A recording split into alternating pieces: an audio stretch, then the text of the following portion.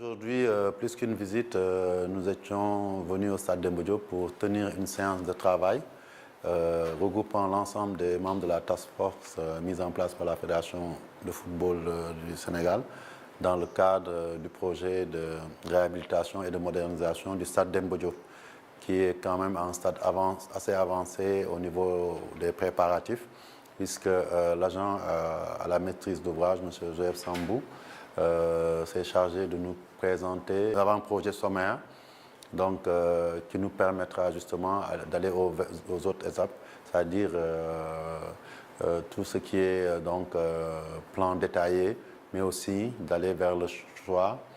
sous forme de consultation de l'entreprise qui sera chargée des travaux, ou des entreprises si c'est le cas,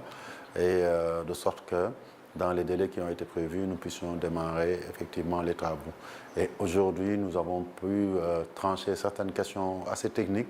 par rapport à l'orientation, et notamment la décision la plus importante était de confirmer donc, que les travaux se feraient de manière séquentielle, avec une réalisation d'une première partie qui va concerner, une première phase qui va concerner la tribune couverte et une partie des virages, ainsi que la pelouse, pour une mise en service rapide de cette partie-là, avant que pour la deuxième phase, la tribune découverte puisse être réhabilitée, modernisée, avec tous ses accessoires, ses dépendances. Et aussi, nous nous projetons déjà sur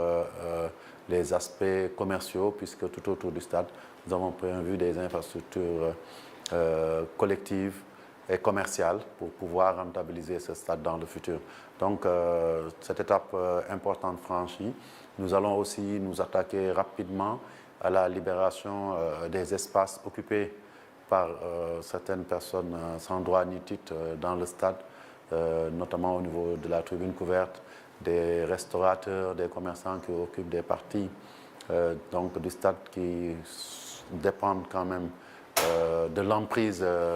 du stade qui sera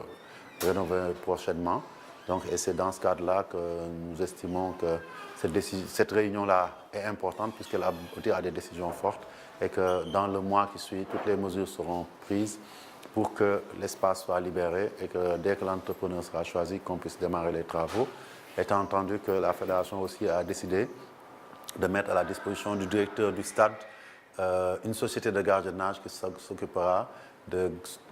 surveiller 24 heures sur 24 l'infrastructure pour éviter certainement les squats et les occupations précaires, voire dangereuses, parce qu'on sait que très souvent, ces espaces-là sont occupés par une population interlope et nous voulons veiller à cela.